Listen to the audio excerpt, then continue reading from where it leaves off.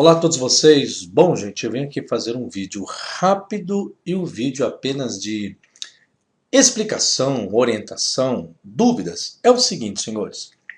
Judas Iscariote.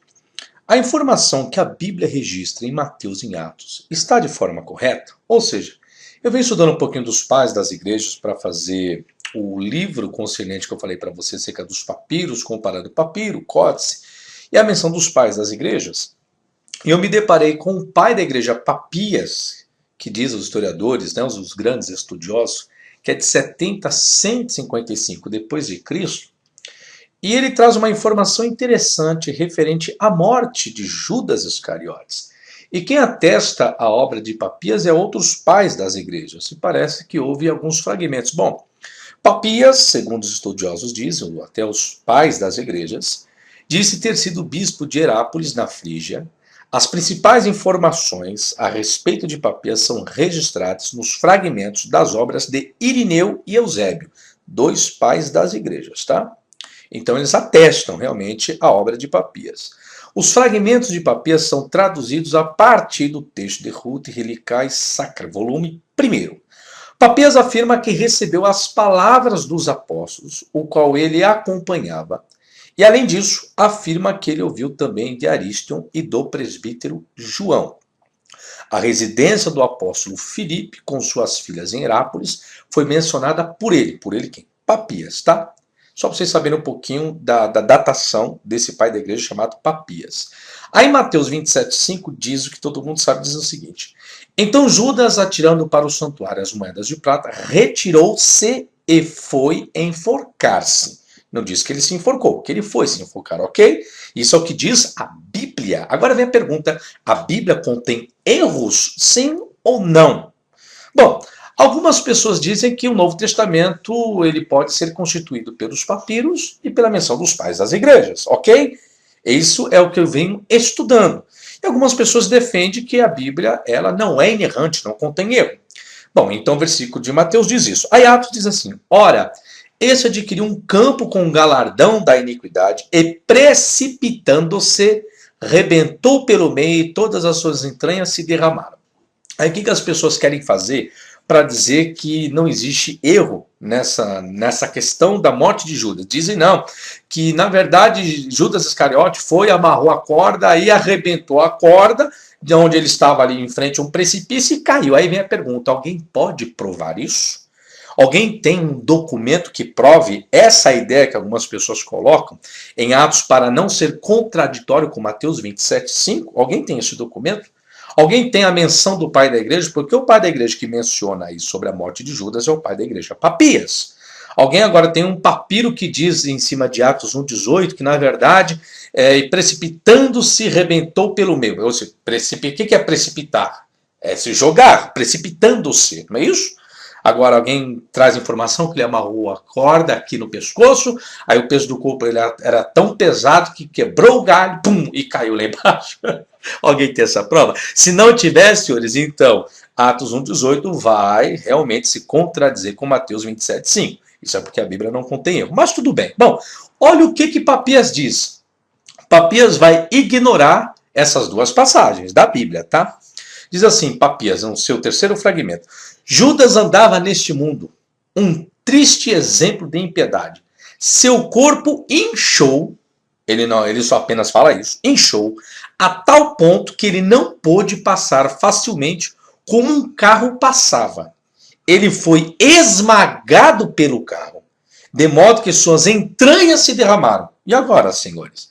As entranhas de Judas, cara, se derramaram quando ele caiu de um precipício, vamos colocar assim, né? Não diz que ele caiu de um precipício, mas precipitando-se, rebentou pelo meio, da onde que ele se precipitou, mas vamos colocar essa ideia, tá? Só para vocês verem se a Bíblia contém erros ou não, se ela é inerrante, como alguns estão afirmando por aí, tá certo? Então ele já diz que não, que as suas entranhas se derramaram não foi porque ele se precipitou. As suas entranhas se derramaram porque um carro o esmagou. Um carro de boi, vamos colocar assim. Bom, para corroborar com essa informação, olha o que Teofilato informa. Teofilato, depois de citar esta passagem, ou seja, essa passagem de Papias, acrescenta outros elementos, como se fossem derivados de Papias, como se fossem, não diz que é, ok? Mas é uma obra. Ele diz que os olhos de Judas estavam tão inchados que não podia ser visto, mesmo pelos instrumentos ópticos dos médicos, e que o resto de seu corpo estava coberto de vermes. Ele afirma ainda que ele, Judas, morreu em um local solitário. Ou então já muda. Então Lucas não morreu por enforcamento. Judas não morreu por enforcamento. Judas não se precipitou. Judas não morreu esmagado por um carro de boi. Não. Judas morreu em um local solitário que ficou devastado até seu tempo e ninguém podia passar no lugar sem tampar o nariz com as mãos. Aí eu vos pergunto, quem está certo agora? É os textos bíblicos de Mateus e Atos 1,18, o qual nem isso Papias menciona essas duas passagens?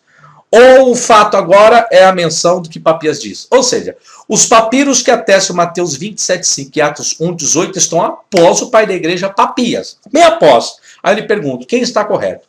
Os papiros que menciona Mateus 27,5 e Atos 1,18, que estão após o pai da igreja Papias, ou a informação de Papias é a informação correta, que está antes dos papiros? No caso dos papiros descobertos. E se os papiros estão corretos, quem está correto? É o papiro ou é o pai da igreja Papias que afirma, segundo outros dois pais da igreja, sendo eles Eusébio e Irineu, que afirmam que Papias existiu e as obras dele são verdadeiras. E agora, senhores? Se o pai da igreja Papias está correto, logo então, Mateus 27,5 e Atos 1,18 estão totalmente equivocados. E se estão equivocados, quem colocou essa referência aí? Apesar que, eu depender de Mateus 27,5 e Atos 1,18, já existe contradição entre as duas informações. E se Papias está correto, então Mateus 27,5 e Atos 1,18 se trata de um engano que está inserido na Bíblia dos senhores. Entenderam o raciocínio? Se Mateus 27,5 e Atos 1,18 estão corretos, existe contradição entre as duas passagens. Beleza? Esse é o primeiro argumento. Se os dois estão corretos, aí vem a pergunta. Qual papiro? Qual a datação dos papiros? Aí é outra pergunta. Esses dois papiros de Mateus e Atos antecedem Papias? Quem tem? Onde está? Essa é outra questão.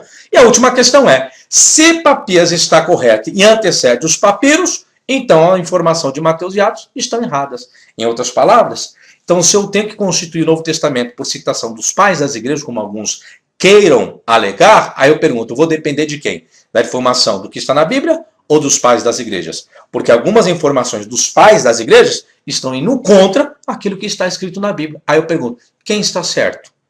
É a Bíblia, professor. Tá, mas vamos tirar a palavra Bíblia. Coloca o papiro. Qual é o papiro que está certo? E qual é a datação desse papiro? Não tem papiro no tempo de Papias, de Mateus 27,5 e Atos 1,18. E agora, quem está certo, senhores?